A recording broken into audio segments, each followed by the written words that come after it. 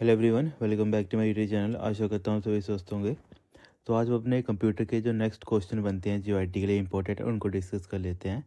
आज हमारा first question आ गया, which M S DOS command is use to create a new folder. Basically बात करिए कि अगर आपको एम एस डोस में कोई एक नया फोल्डर क्रिएट करना है तो उसके लिए आप कौन सी शॉर्टकट कमांड का यूज़ करते हो। तो अकॉर्डिंग टू ऑप्शन देखा जाए तो यहाँ पे राइट आंसर क्या बन जाएगा आपका, फोर्थ यहाँ पे राइट आंसर बन जाएगा कि जो हमारे पास एमडी कमांड होती है ना, इससे हम क्या करते हैं सर, इससे हम इसको बोलते ही क्या है, इसको हम बोलते हैं मेक डायरेक्टरी। कि अगर आपको क्या करनी है कि एक डायरेक्टरी या फिर एक फोल्डर आपको क्रिएट करना है तो उसके लिए आप क्या यूज़ करते हो, आप सर यूज़ करते हो एमडी कमांड। किस में यूज़ करते हैं, एम एस डोस में।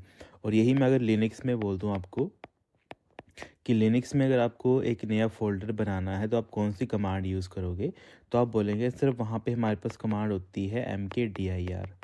ओके, अब यहाँ पे देखो md होगा आपका एम एस डोस में और mkdir, इसका मतलब क्या होता है, mk का make, dir stand for directory, है ना। तो मेक डायरेक्टरी लिनक्स में कौन सी होती है, mkdir। और अगर हम बात कर रहे हैं एम एस डोस में, ओके, तो ये इसका कौन सी हो जाती है हमारे पास, एमडी हो जाती है। इसके हेल्प से हम क्या करते हैं, बेसिकली सर हम एक नया फोल्डर अपना क्रिएट करते हैं। ठीक है, तो ये हमारे पास जो कमांड लाइन जब हम पढ़ते हैं वहाँ पे ये सारी चीज़ें आती है, तो ये आपने नोट करके लिख लेना है। बाकी वही, अगर हमें डायरेक्टरी कोई हटानी है तो उसके लिए हम यूज़ करते हैं आरडी का। इसको ही हम क्या बोल देते हैं, रिमूव डायरेक्टरी। कि आपको क्या करना है सर, बेसिकली मुझे जब रिमूव करनी है डायरेक्टरी तो उसके लिए हम यूज़ करते हैं आरडी कमांड का। और वैसे ही हमारे पास अगर लिनक्स में बात कर देते हैं, ठीक है, तो उसके लिए हम क्या यूज़ करते हैं, बेसिकली हम जैसे mkdir यूज़ करते हैं ना मेक डायरेक्टरी के लिए। ठीक है, तो रिमूव के लिए हम क्या यूज़ करते हैं, चलो ये आपका होमवर्क रहेगा। अब ये इतना चीज़ आप सर्च करके मुझे बताएंगे कि अगर आपको जब रिमूव करना है, रिमूव करने के लिए आप कौन सी कमांड यूज़ करते हैं। ठीक है, जैसे बेसिकली मिलती जुलती कमांड है, पर ये आपका होमवर्क रहेगा क्योंकि आप इसको सर्च करोगे तो आपको वो याद रहेगा। फिर जैसे इसी के रिगार्डिंग अगर कुछ और टॉपिक के मतलब मिलते जुलते जो क्वेश्चन एग्ज़ाम में पूछे गए थे डोस के, तो रिसेंटली एग्ज़ाम हुआ था, वहाँ पे हमारे पास एम एस डोस का एक क्वेश्चन पूछा गया था कि जो आपकी डोस की जो स्क्रीन होती है, क्योंकि हमें पता है डोस के हमारे पास एक कमांड लाइन इंटरफेस है। तो यहाँ पे जैसे मान लेते हैं आप अपनी कमांड कुछ लिख रहे हो, तो आपने कोई कमांड लिखी और आप अब क्या चाहते हो कि बेसिकली जो आपने यहाँ पे ये सारे कॉन्टैक्ट लिखे ये क्लियर हो जाए, डिलीट हो जाए सारे के सारे। ठीक है, डिलीट होने का मतलब क्या है कि जो भी आपने यहाँ पे इन द एंड यहाँ पे लिखा होगा ये क्या हो जाएगा, ये सारा का सारा डिलीट हो जाएगा। तो ये डिलीट होने के लिए एक शॉर्टकट कमांड होती है, तो वो कौन सी शॉर्टकट कमांड होती है उसके बारे में पूछा जाता है। तो वो कौन सी कमांड होती है, वो सर वो बेसिकली CLS कमांड होती है। ये आपने नोट करके लिख लेना है। अगर आपको नोट करना हो तो आप ऐसे लिखेंगे, CLS ये एक ऐसी कमांड होती है जिससे हम क्या करते हैं, used to clear the screen. ठीक है, क्लियर द स्क्रीन, अगर आप क्या कर रहे हो, स्क्रीन को क्या कर रहे हो सर, क्लियर कर रहे हो, तो आप CLS कमांड यूज़ करेंगे। किस में यूज़ करेंगे, MS डोस में आप यूज़ करेंगे। बाकी एक और जो एग्ज़ाम में पूछा गया था क्वेश्चन कि ऐसी कौन सी कमांड होती है जो डिस्प्ले करती है the content of a directory. Basically बात कर रहा है कि जो भी हमारे पास डायरेक्टरी है उसमें क्या क्या चीज़ें अवेलेबल है हमारे पास। तो मुझे अगर उसको देखना है, जैसे मान लेते हैं मेरा एक फ़ोल्डर है ABC नाम का, मैं चाहता हूँ ABC फ़ोल्डर के अंदर जो भी चीज़ें हैं, जैसे मान लेते हैं ABC फ़ोल्डर के अंदर मेरे पास एक फ़ाइल A है और इसी के अंदर मेरे पास एक फ़ोल्डर BC है ना, BCD मान लेते हैं, या फिर इसी के अंदर मेरे पास क्या है, एक फ़ाइल नंबर B है। मतलब ऐसे करके जो मेरे पास है ABCD के अंदर क्या चीज़ें हैं, फाइल्स भी हैं और कुछ फ़ोल्डर्स भी हैं। तो ये क्या है, ABC के सारे कंटेंट हैं। ये सारे के सारे क्या हो गए ABC के लिए, ये उसके बन गए कंटेंट्स। तो अगर कंटेंट्स देखने हो तो उसके लिए कौन सी शॉर्टकट कमांड होती है वो भी आप नोट करके लिख लो, क्योंकि एग्ज़ाम में पूछी गई है रिसेंटली। तो आप बोलेंगे कि सर हमारे पास एक कमांड होती है DIR। ठीक है, DIR कमांड से क्या करते हैं, ये बेसिकली क्या करता है, आप लिखेंगे इसको कॉपी पे कि जो हमारी DIR कमांड होती है ये डिस्प्ले करती है, display the contents of a directory, contents of a directory. Okay, तो इसको आप क्या करना, नोट करके लिख लेना अपनी कॉपी के ऊपर, ये इंपॉर्टेंट है, एग्ज़ाम में पूछी गई थी। बाकी अगर रीनेम करना हो किसी फाइल को तो उसके लिए कौन सी कमांड यूज़ की जाती है, या फिर एग्ज़ाम में ये पूछा जाता है कि जो आपकी रन कमांड होती है, क्योंकि एग्ज़ाम में हुआ था रिसेंट, तो वहाँ पे ये एग्ज़ाम में पूछा गया था कि जो आपकी रन कमांड होती है, रन स्टैंड फॉर रिमूव, है ना। रन करती क्या है उसके बारे में पूछा गया था, तो आप नोट कर लेना इसको कि हमारे पास सर एक कमांड होती है REN करके। तो रन कमांड करती क्या है, रन कमांड करती है बेसिकली हमें क्या करना है, रीनेम करना है किसी फाइल या डायरेक्टरी को। जैसे मेरे पास क्या था, ABC नाम की एक डायरेक्टरी थी या फिर फाइल थी या फिर फोल्डर था, कुछ भी है, सपोज कर लेते हैं। तो मैं चाहता हूँ ABC से वो क्या हो जाए, CDE हो जाए, है ना। बेसिकली मैंने क्या किया, उसका नाम चेंज कर दिया। तो उसके लिए मुझे कौन सी कमांड का यूज़ करना पड़ेगा, REN कमांड का यूज़ करना पड़ेगा। तो इसको अगर नोट करके लिखना हो तो आप लिखेंगे, ये क्या करता है सर, हमारा रीनेम्स, रीनेम क्या करेगा बेसिकली अ फाइल और फोल्डर, एक फाइल फोल्डर या फिर इसको आप क्या बोल दे सकते हो, डायरेक्टरी। तो इसके लिए आप यूज़ करते हो रन कमांड। तो ये कुछ बेसिक टर्म्स थी जो एग्जाम में पूछी गई थी, तो इनको नोट करके लिख लेना आपने। फिर नेक्स्ट क्वेश्चन है, which of the following are not the sub component of reference tab in MS Word. Basically बोला है कि इनमें से कौन सा है, क्योंकि जो हमारे पास रेफरेंस टैब होता है ना MS वर्ड में, उसमें अपने उसके कुछ कंपोनेंट्स होते हैं। तो आपको बताना है इनमें से कौन सा कंपोनेंट है वो नहीं है उसका, क्योंकि यहाँ पे लिखा है ना नोट, उसका सब कंपोनेंट नहीं है किसका, रेफरेंस टैब का। तो देखो अकॉर्डिंग टू ऑप्शन देखा जाए तो यहाँ पे हमारा फर्स्ट ही बन जाएगा राइट आंसर। क्योंकि जो हमारे पास ट्रैकिंग होता है ना, ट्रैकिंग बेसिकली कहाँ आता है सर, ये हमारा रिव्यू टैब के अंदर आता है। बेसिकली होता है क्या है, जब आप MS वर्ड ओपन करते हैं ना, ओके, तो आपके यहाँ पे दिखता है ना होम दिखता है एक, उसके बाद आपको इंसर्ट दिखता है, ठीक है। उसके बाद बेसिकली मान लेते हैं उसके बाद आपका रिव्यू आ गया, ठीक है। बाकी और भी होते हैं, पर मान लेते हैं यहाँ पे आपको दिख रहा है यहाँ पे रिव्यू। तो जब आप रिव्यू के अंडर जाएंगे, ठीक है, रिव्यू के जब आप अंडर जाएंगे तो रिव्यू के अंडर आपको कौन सा एक ऑप्शन मिल जाएगा, रिव्यू के अंडर आपको कौन सा मिल जाएगा, ट्रैकिंग का ऑप्शन मिल जाएगा। ओके, बेसिकली जब आप रिव्यू पे सिलेक्ट करेंगे तो आपको मल्टीपल ऑप्शंस मिलते हैं, उनमें से एक ऑप्शन कौन सा मिल जाता है आपको, ट्रैकिंग का ऑप्शन मिल जाता है। पर जब आप बात करते हो रेफरेंस टैब की, ठीक है, जैसे रिव्यू है तो रिव्यू के बाद कौन सा आ गया, सपोज कर लेते हैं एक अलग से टैब आ गया, कौन सा, रेफरेंस का। तो जब आप रेफरेंस के ऊपर क्लिक करते हो तो तब आपको क्या दिखता है, ठीक है, तब आपको बाकी सारे के सारे ऑप्शंस दिखते हैं। सर कौन कौन से ऑप्शन दिखते हैं, जो यहाँ पे ऑप्शंस में दे रखे हैं, कौन से दिखेगा आपको, रेफरेंस के अंदर कौन सा दिखेगा, जब आप रेफरेंस की बात कर रहे हो, रेफरेंस के अंदर आपको क्या क्या चीज़ें मिलेंगी, जब आप रेफरेंस इसके ऊपर होगे तो आपको क्या क्या चीज़ें मिल जाएंगी। आपको कैप्शन देखने को मिल जाएगा कि अगर आपको कैप्शन सेट करने हैं या फिर आपको इंडेक्सिंग सेट करनी है तो वो कर सकते हो, या तो अगर आपको फुट नोट देने हैं, तो ये सारी चीज़ें आपको वहाँ पे देखने को मिल जाएंगी, ठीक है। तो ये इंपॉर्टेंट चीज़ हैं जो एग्ज़ाम में पूछी गई हैं। बाकी देखो कैप्शन वगैरह जो होता है ना, ये बेसिकली आपका जो, अगर आपको फिगर या फिर एक तरीके से फिगरिंग वगैरह करनी है, किसी मतलब फिगर को लेबलिंग वगैरह करनी है तो वहाँ पे यूज़ किया जाता है। ओके, तो ये बेसिकली हमारे पास रेफरेंस टैब में यूज़ होते, मतलब मिलेंगे आपको ये सारी की सारी, या फिर रेफरेंस टैब की हेल्प से हम क्या करते हैं, इनको यूज़ करते हैं। तो इनको आप नोट करके लिख लेना। बाकी एग्ज़ाम से इससे मिलता जुलता क्वेश्चन पूछा जाता है, कौन सा, मेल मर्ज का।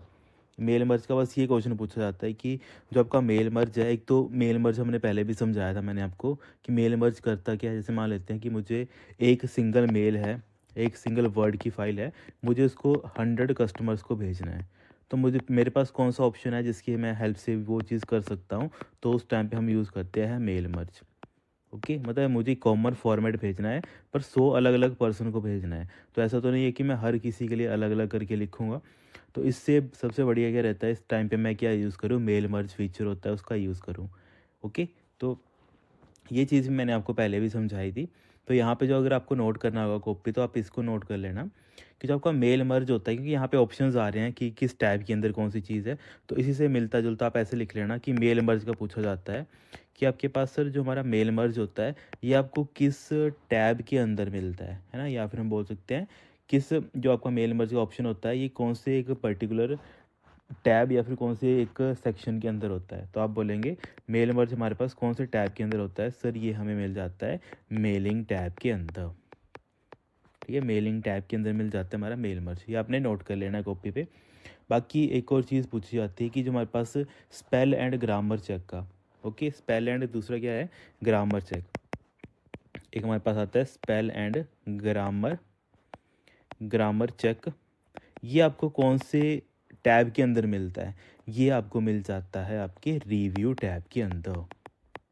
ओके, रिव्यू टैब के अंदर आपको मिल जाता है। तो मैंने क्या क्या चीज़ें बता दी कि स्पेल एंड ग्रामर चेक भी आपको रिव्यू टैब के अंदर मिलता है, और दूसरा क्या मिलता है आपको सर, जो हमारा ट्रैकिंग होता है वो भी हमें कहाँ मिलता है, रिव्यू टैब के अंदर मिलता है।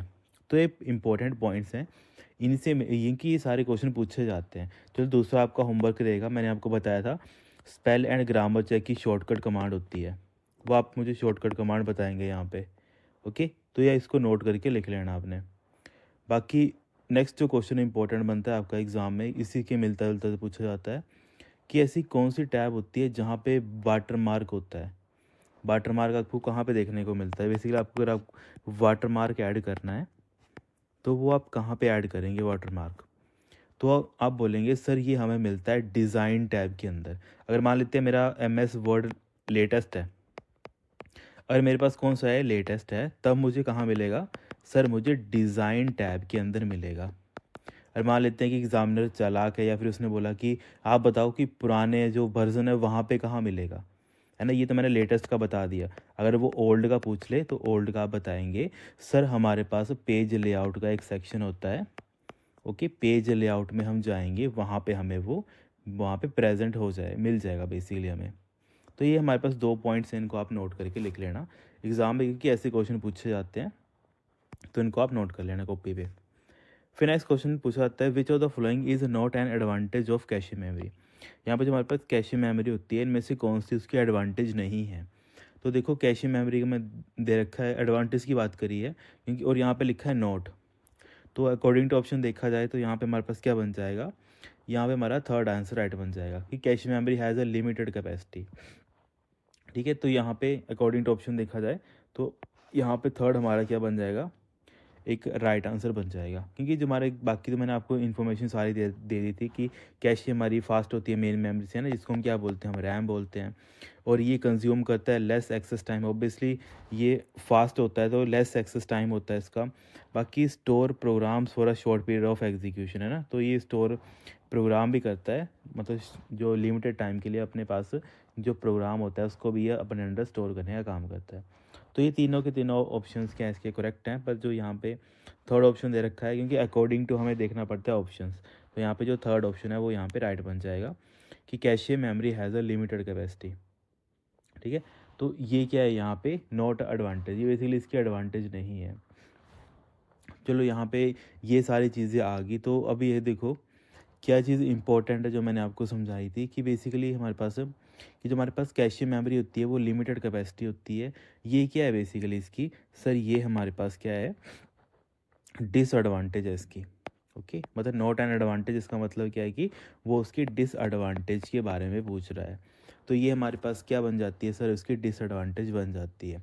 और कैशे मेमोरी होती क्या है बेसिकली हमारे पास, ये काफ़ी एक्सपेंसिव होती है, पर इसकी जो स्टोरेज होती है वो काफ़ी कम होती है एज़ कम्पेयर टू हमारी रैम, या फिर उसको हम बोल देते हैं जो हमारी सेकेंडरी स्टोरेज होती है। प्राइमरी और सेकेंडरी स्टोरेज दोनों से इसकी जो स्टोरेज होती है वो काफ़ी कम होती है, तो इसकी वजह से भी हम बोल देते हैं कि इसकी लिमिटेड कैपेसिटी है। तो इसकी वजह से हम इसको ज़्यादा कहाँ पे यूज़ करते हैं, जहाँ पे हमें कोई डाटा थोड़े टाइम के लिए चाहिए होता है, या फिर कोई प्रोग्राम मुझे चल रहा होता है और मुझे उसको चलाना है काफ़ी फास्टली, तब मुझे कैशे की ज़रूरत पड़ती है।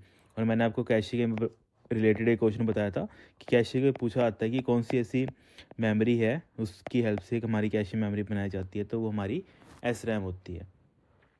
तो ये सारी चीज़ें आपने याद रखनी है, एग्ज़ाम में पूछी जाती हैं। ठीक है, तो वही लिखा है कि cache memory has the limited capacity. तो बस वही जो मैंने आपको समझाया कि ये बेसिकली एडवांटेज नहीं है इसकी, ये डिसएडवांटेज के अंदर आता है। फिर नेक्स्ट क्वेश्चन आ गया, ICT स्टैंड फॉर, ICT की फुल फॉर्म क्या होती है। तो ICT होता है हमारे पास इंफॉर्मेशन एंड कम्युनिकेशन टेक्नोलॉजी। तो यहाँ पे आपका क्या बन जाएगा, फर्स्ट ही आपका राइट आंसर बन जाएगा। ठीक है, तो ये आपने नोट करके लिख लेना है। बाकी IT का भी आपको पता है ना, IT किसको बोलते हैं, IT हम बोलते हैं सर इंफॉर्मेशन टेक्नोलॉजी को। ठीक है, इंफॉर्मेशन टेक्नोलॉजी को हम बोलते हैं। बाकी इसके अलावा और कौन सी जो इंपॉर्टेंट बन जाती है, ऐसे मुझे एक याद आ रही है, एग्ज़ाम में काफ़ी बार पूछी जाती है, ISDN करके। इसकी फुल फॉर्म पता नहीं कितनी बार एग्ज़ाम में पूछी गई है, तो इसको आप नोट कर लेना जिनको नहीं पता है। इसको हम बोलते हैं integrated services digital network. Okay, इसको हम बोल देते हैं integrated services digital network. Digital network, ठीक है। तो ये हमारे पास जो एग्ज़ाम में पूछी जाती है वो आपने सारी की सारी याद रखनी है। बाकी हमारे पास आईएसपी मैंने आपको पहले ही बताया था। आईएसपी होते क्या हैं, जो आपको इंटरनेट की सर्विसेज प्रोवाइड करते हैं। जैसे कई कई जियो की सिम यूज़ कर रहे हैं तो उनका आईएसपी जियो होगा, कोई एयरटेल की यूज़ कर रहे हैं तो उनका एयरटेल होगा, कोई बीएसएनएल का कर रहा है तो उनका बीएसएनएल होगा, कोई मान लेते हैं वीआई का यूज़ कर रहा है तो उनका जो आईएसपी होगा वो वीआईपी होगा, है ना? मतलब वीआई होगा बेसिकली। तो आईएसपी बेसिकली हमारे पास होती है, इसकी फुल फॉर्म पूछी जाती है एग्जाम में, तो इसको बोलते हैं हम इंटरनेट सर्विस प्रोवाइडर, जो आपको क्या कर रहा है बेसिकली, इंटरनेट प्रोवाइड कर रहा है, इंटरनेट सर्विस प्रोवाइडर। तो ये सारी इन्फॉर्मेशन है जो एग्जाम में कहीं ना कहीं पूछी गई है, तो इनको आपने अपने कॉपी पे नोट कर लेना है। फिर हमारे पास नेक्स्ट क्वेश्चन आ गया, which of the following support the process by providing a path to the peripheral device. Okay, basically बोला है कि ऐसा कौन सा प्रोसेस होता है जो सपोर्ट करता है किस चीज़ को, अगर आपको रास्ता देना है किसी ना किसी पेरिफेरल डिवाइस को। पेरिफेरल डिवाइसेस होते कौन से हैं, जो हम अपने मदरबोर्ड के ऊपर बाहर से लगाते हैं, ठीक है। ये मेरा मदरबोर्ड आ गया, मदरबोर्ड के अपने कुछ स्लॉट्स होते हैं और यहाँ से हम अपना क्या करते हैं, मैंने मान लो माउस मैंने ऐड कर दिया या मैंने अपना कीबोर्ड ऐड कर दिया, तो माउस और कीबोर्ड मदरबोर्ड के लिए क्या बन गए सर, वो पेरिफेरल डिवाइसेस बन गए। ओके, तो बस वही चीज़ पूछी है कि कौन सा ऐसा सपोर्ट होता है किस प्रोसेस की हेल्प से ये रास्ता पेरिफेरल डिवाइसेस को दिया जाता है, बस वो चीज़ यहाँ पे पूछी है। तो यहाँ पे राइट आंसर क्या बन जाएगा आपका, कर्नल यहाँ पे राइट आंसर बन जाएगा। क्योंकि मैंने आपको क्या चीज़ समझाई थी कि जो भी हमारा हार्डवेयर है, हार्डवेयर को कौन कंट्रोल करता है, बेसिकली ऑपरेटिंग सिस्टम कंट्रोल करता है। और ऑपरेटिंग सिस्टम का एक मेन कंपोनेंट होता है जो ये सारी चीज़ें हार्डवेयर को डायरेक्टली कम्युनिकेट करवाने का या फिर डायरेक्टली उनसे डील करने का काम करता है। वो कौन होता है सर, हमारा कर्नल होता है। देखो क्वेश्चन सिंपल था, बस उन्होंने क्वेश्चन को घुमा के पूछा है, ठीक है। बेसिकली उन्होंने बोल दिया कि आपके पास एक हार्डवेयर डिवाइस है, तो आप उसको, ये चार ऑप्शन दिए हैं, आप बताओ आप कौन से ऑप्शन की हेल्प से या फिर कौन सा ऑप्शन है जो आपको ठीक लग रहा है कि वो क्या कर रहा है, करता होगा हार्डवेयर डिवाइस को प्रोसेस करने का काम करता होगा। तो देखो प्रोसेस कौन करेगा हार्डवेयर डिवाइस को, जो हार्डवेयर को मैनेज करता होगा। तो हार्डवेयर को मैनेज कौन करता है सर, हमारा ऑपरेटिंग सिस्टम उसको मैनेज करता है। और ऑपरेटिंग सिस्टम के अंदर कौन सा कंपोनेंट होता है जो उसको एक्चुअल में मैनेज करता है, तो सर वो कर्नल होता है। तो ऐसे करके आपको ये सारी चीज़ें समझनी होती है, क्योंकि जो आप चीज़ें समझते हो उसी के कॉन्टेक्स्ट में जो आपसे एग्जामिनर पूछना चाहता है कि आप कितना डेप्थ ऑफ नॉलेज रखते हो उस चीज़ के बारे में। ओके, तो ये आपका राइट आंसर ऐसे बन जाएगा। बाकी मैंने आपको ये चीज़ भी बताई थी कि जो आपका कर्नल होता है ना, वो एक्ट करता है, अगर किसी ने नहीं लिखा होगा पहले तो वो यहाँ पे नोट कर लेना, यहाँ पे नहीं मेंशन किया है मैंने। तो बेसिकली ये क्वेश्चन पूछा जाता है एग्ज़ाम में कि फिल इन द ब्लैंक कैसे करके पूछा जाता है कि बताओ वो क्या करता है, एक्ट्स एज अ ब्रिज, मतलब एक पुल की तरह वो काम करता है, किस किस के बीच में, बिटवीन एप्लीकेशंस। जो भी मेरे एप्लीकेशन जैसे मान लेते हैं, मैं मेरी व्हाट्सएप आ गया, फेसबुक आ गया, अगर मैं फ़ोन की बात करता हूँ, व्हाट्सएप आ गया, फेसबुक आ गया, तो ये मेरी एप्लीकेशंस हैं। एंड और किसके साथ, the actual data processing.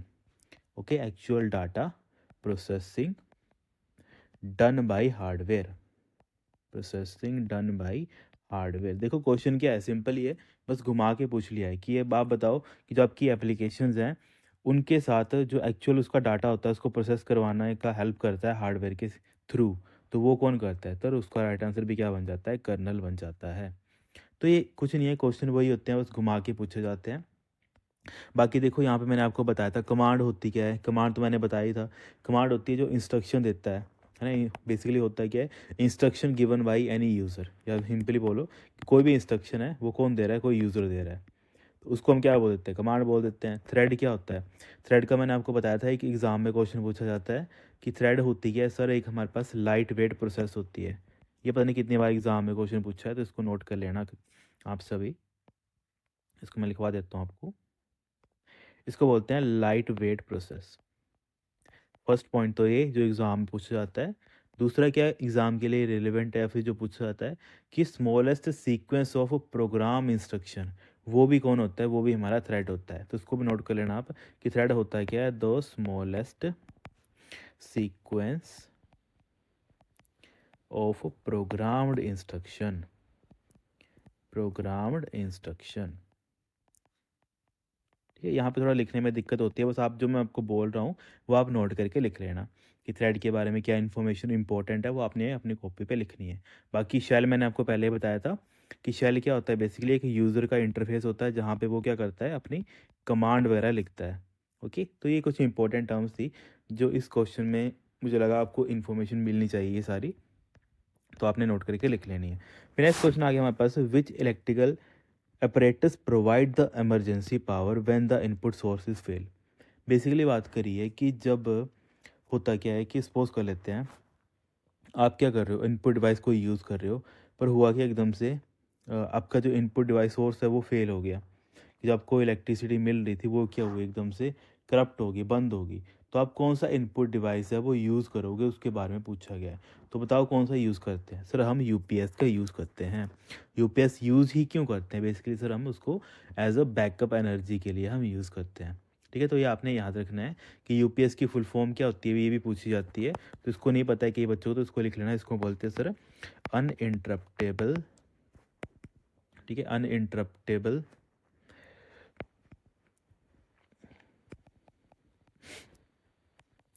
Power supply. Okay, तो ये आपने क्या करना है, बेसिकली नोट करके लिख लेना है। और ये क्या करता है, बेसिकली ये हमें एक तरीके से बैटरी बैकअप देता है जब हमारी मेन जो एक तरीके से एनर्जी होती है वो फेल हो जाती है।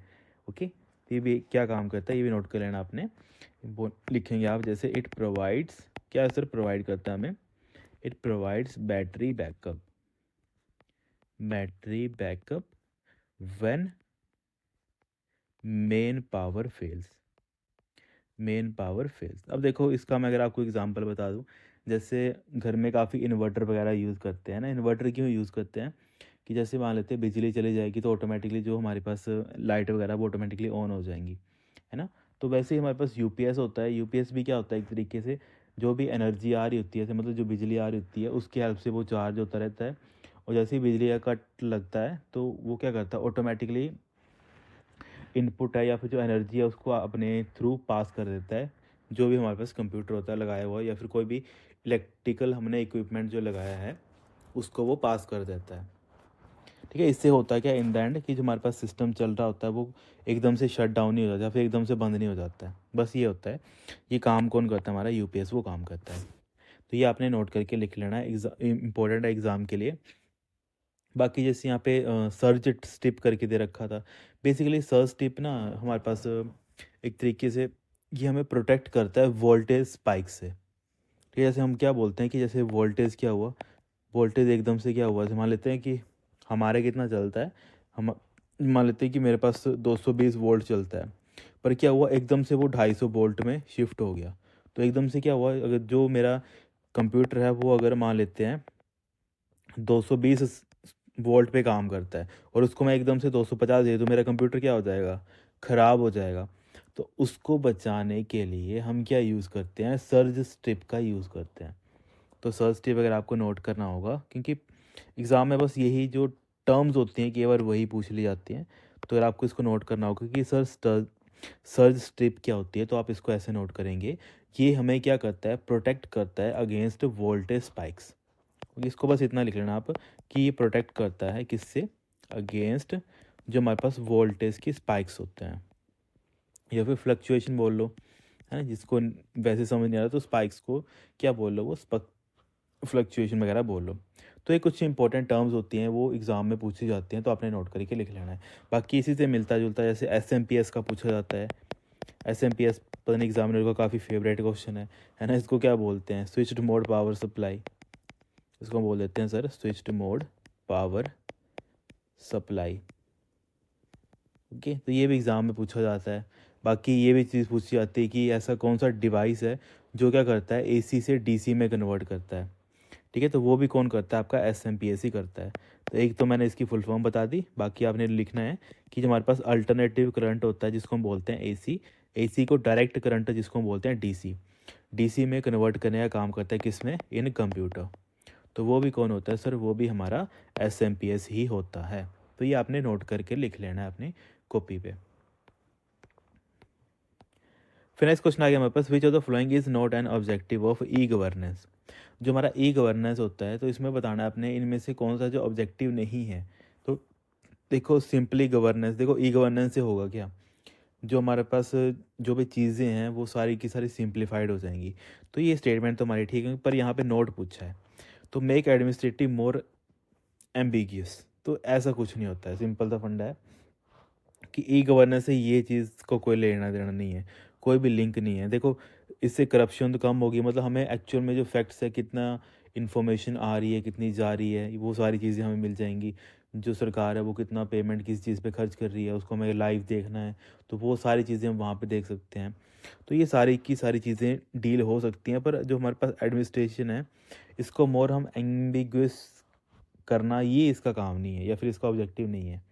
तो यहाँ पे क्या बन जाएगा, बेसिकली हमारा सेकंड राइट आंसर बन जाएगा, है ना। बेसिकली एम्बिगस होता है क्या, बेसिकली हम बोल सकते हैं कि कुछ जो अनक्लियर है, इसको एम्बिगस को हम यही बोलते हैं कि अनक्लियर या फिर ओपन टू इंटरप्रिटेशन, इस चीज़ को हम बोल देते हैं। तो ये बेसिकली इसका पार्ट नहीं होता है ई गवर्नेंस का। तो इसमें बस यही चीज़ पूछी जाती है।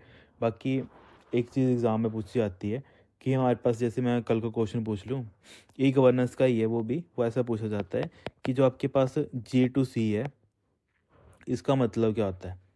G2C का मतलब क्या होता है, इसमें एग्ज़ाम में पूछा जाता है, इसको बोलते हैं government to citizen. Government to citizen मतलब बेसिकली जो गवर्नमेंट से सिटीज़न को कोई इन्फॉर्म, मतलब एक तरीके से हम इंफॉर्मेशन या फिर रिसोर्सेज वगैरह प्रोवाइड करते हैं, उसको बोलते हैं G2C। ओके, इसके अलावा वैसे 4 होते हैं हमारे पास, G2G होता है, G2C होता है, C2G होता है ना। तो C2C भी होता है। तो ये आपको ये सारे चारों के चारों पढ़ने हैं। फिर जैसे नेक्स्ट जो इम्पोर्टेंट आता है, जो एग्ज़ाम के पर्सपेक्टिव में पूछा जाता है, कि जो हमारे पास उमंग है, एक प्लेटफॉर्म है, क्योंकि ये लेटेस्ट अभी न्यूज़ में भी आया, तो शायद करंट अफेयर में आपसे पूछा जा सके कि जो हमारा उमंग है, इसकी फुल फॉर्म क्या है। ठीक है, इसको हम बोलते हैं unified mobile application for new age governance. Okay, तो ये कुछ इंपॉर्टेंट टर्म्स होती हैं कि जो क्वेश्चन से मिलती जुलती चीज़ें होती हैं ना, वो आपने सारी पढ़नी होती हैं। फिर इससे आपका जो मतलब सोचने का नज़रिया है वो बढ़ जाता है किसी भी क्वेश्चन के लिए। फिर नेक्स्ट क्वेश्चन आता है हमारे पास, which was used as a storage device in first generation computer. तो फर्स्ट जनरेशन कंप्यूटर में मैंने आपको बताया था कौन से हमने यूज़ किए हैं। सर, हमने यूज़ किया मैग्नेटिक ड्रम। तो यहाँ पे क्या बन जाएगा आपका, सेकंड आपका राइट आंसर बन जाएगा कि हमने फर्स्ट जनरेशन में मैग्नेटिक ड्रम को एज अ स्टोरेज डिवाइस हमने यूज़ किया है। ओके, बाकी यहाँ पे ऑप्टिकल डिस्क आपको पता है, ये CD DVDs होती हैं, है ना। बाकी मैग्नेटिक ड्रम मैंने आपको बताया था कि हमारे पास मेटल सिलेंडर होता है, जिसको हम कोट किया होता है मैग्नेटिक आयरन ऑक्साइड के साथ, और उसको हम कैसे यूज़ करते थे, एज अ प्राइमरी मेमोरी, किस में, हमारे फर्स्ट जनरेशन कंप्यूटर में। तो अगर आपको नहीं जिस बच्चे ने लिखा है तो वो लिख लेना कि ये क्या होता है। बेसिकली हमारे पास मैग्नेटिक ड्रम, ये बेसिकली हमारे पास एक मेटल का क्या होता है सर, हमारे पास सिलेंडर होता है। बेसिकली ना सिलेंडर होता है जो हमारे पास उस टाइप का था, उस टाइम पे यूज़ होता था पहले, 1950s की ये बात है। एक मेटल सिलेंडर था जो क्या करता है, जिसको हमने क्या किया था, कोट कर दिया था। कोट किसका कर दिया था, बेसिकली हम जैसे हम अपने पेंट करते हैं ना, तो वैसे ही कोट किया था। कोट किसका किया था, coat with magnetic iron oxide material, इसके साथ बेसिकली हमने क्या किया था, कोट कर दिया था। और इसको ही हमने क्या यूज़ किया था, इसको हमने यूज़ किया था, used as a primary memory. ठीक है, प्राइमरी मेमोरी कौन सी होती है बेटा, हमारी रैम होती है। तो ये चीज़ पूछी जाती है एग्ज़ाम में कि स्टोरेज डिवाइस के लिए आप कौन सा जो फर्स्ट जनरेशन में आपने उसको यूज़ किया था, एज अ प्राइमरी मेमोरी हमने यूज़ किया था, तो वो हमने मैग्नेटिक ड्रम को यूज़ किया था। बाकी मैग्नेटिक कोर कब आया था, ये मैग्नेटिक कोर हमने यूज़ किया था सेकंड जनरेशन से। ये आपने याद रखना है, क्योंकि ये कल को पूछ लिया, मान लो सेकंड जनरेशन में कौन सी यूज़ हुई, तो आप बोलेंगे सर मैग्नेटिक ड्रम तो हमने सुना था, पर कोर क्या है। तो मैग्नेटिक कोर एक्चुअल में ना सेकंड जनरेशन में आपकी यूज़ हुई थी, क्योंकि इंपॉर्टेंट है। बाकी नेक्स्ट जैसे आता है, फर्स्ट जनरेशन में मैंने बताया था वैक्यूम ट्यूब हमने यूज़ किए थे, है ना। बाकी सेकंड जनरेशन में भी आता है। सेकंड जनरेशन में हमने कौन सी एक तरीके से कंपोनेंट का यूज़ किया। इस ट्रांजिस्टर क्या है, बेसिकली एक कंपोनेंट है, ये मेमोरी नहीं है, ये एक हमारा कंपोनेंट है ना। कंपोनेंट कौन सी जनरेशन का है, ये हमारे पास सेकंड जनरेशन का ही है।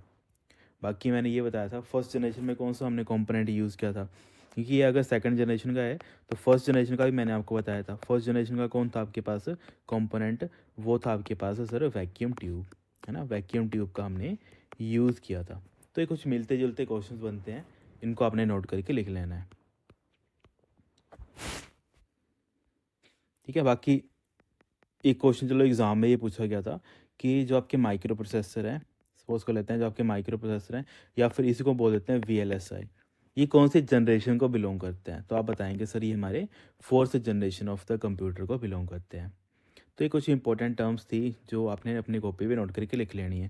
फिर नेक्स्ट आ गया हमारे पास GPS uses fill in the blank satellites and a receiver inside the mobile phone. तो हमारे GPS होते हैं वो किसका यूज़ करते हैं, तो वो सर हमारे रेडियो वेव्स का यूज़ करते हैं। तो यहाँ पे आपका फर्स्ट बन जाएगा राइट आंसर, ठीक है।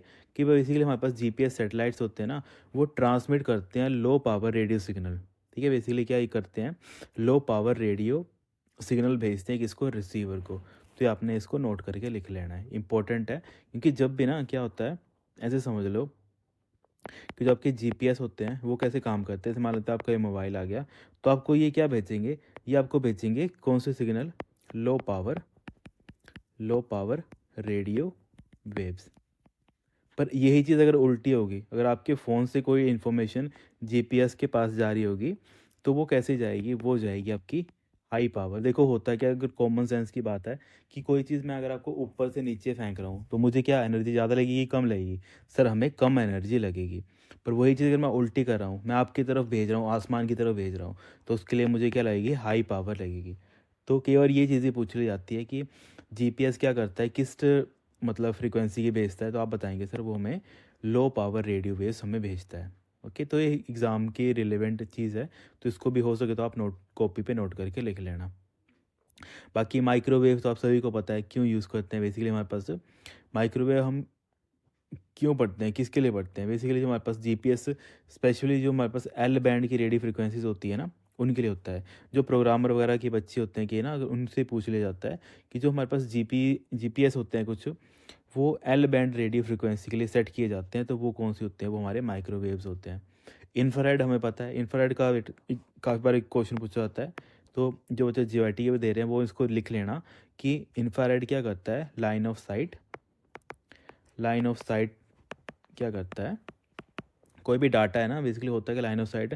जैसे आप क्या करते हो, आप घर में टीवी रिमोट से क्या करते हो, टीवी अपना ऑन करते हो या फिर यूज़ करते हो, तो जो टीवी के रिमोट से जो आप आपके टेलीविज़न के ऊपर आप जो चेंजेस करते हो ना, तो उस टाइम पे कौन सी वेव निकलती है, तब भी आपकी इंफ्रारेड ही निकलती है। तो नेक्स्ट टाइम जैसे आप अपने घर पे अपना टीवी वगैरह यूज़ करोगे, तो आपने ध्यान रखना है कि जो हमारे पास उस टाइम मैं वेव यूज़ कर रहा हूँ, तो कौन सी वो वेव यूज़ कर रहा हूँ, इंफ्रारेड वेव यूज़ कर रहा हूँ। और वो देखना, टीवी का रिमोट आप हमेशा टीवी के सामने ही रखते हो, ऐसे नहीं करते दूसरे कमरे में जाओगे और वहाँ पे ऑन करोगे और टीवी चल पड़ेगा, ऐसा नहीं होता है।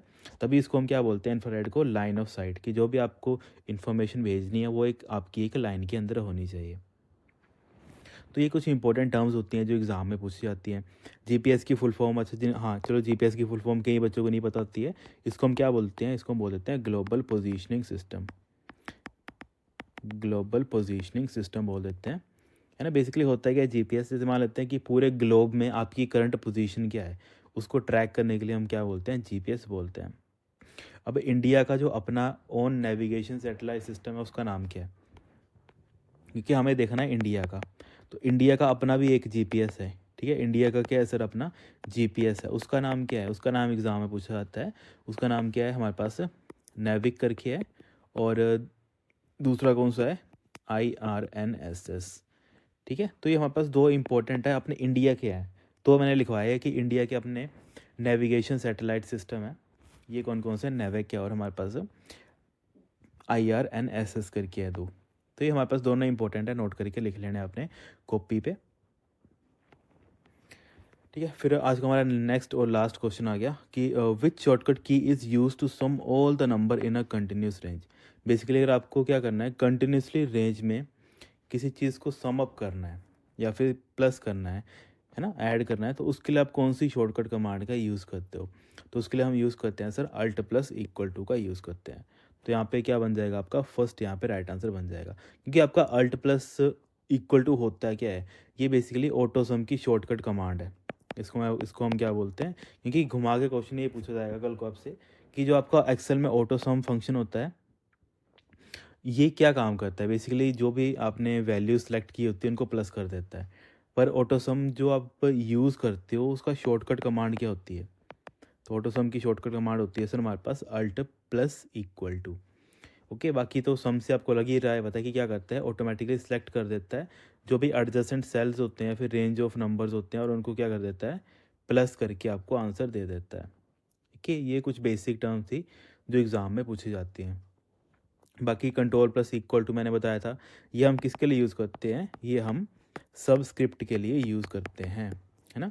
वैसे ही दूसरी मैंने बताई थी एक और, कौन सी सर, सुपरस्क्रिप्ट की, वो कौन सी होती है, control plus shift plus plus का जो सिंबल होता है ना, ये किसके लिए होती है सर, हमारे पास सुपरस्क्रिप्ट के लिए हम यूज़ करते हैं। ठीक है, तो हमारे पास ये सारी इन्फॉर्मेशन, देखो एक क्वेश्चन के साथ जो मल्टीपल इन्फॉर्मेशन मिलती है उन सभी क्वेश्चंस को हमें क्या करना पड़ता है, समझना पड़ता है।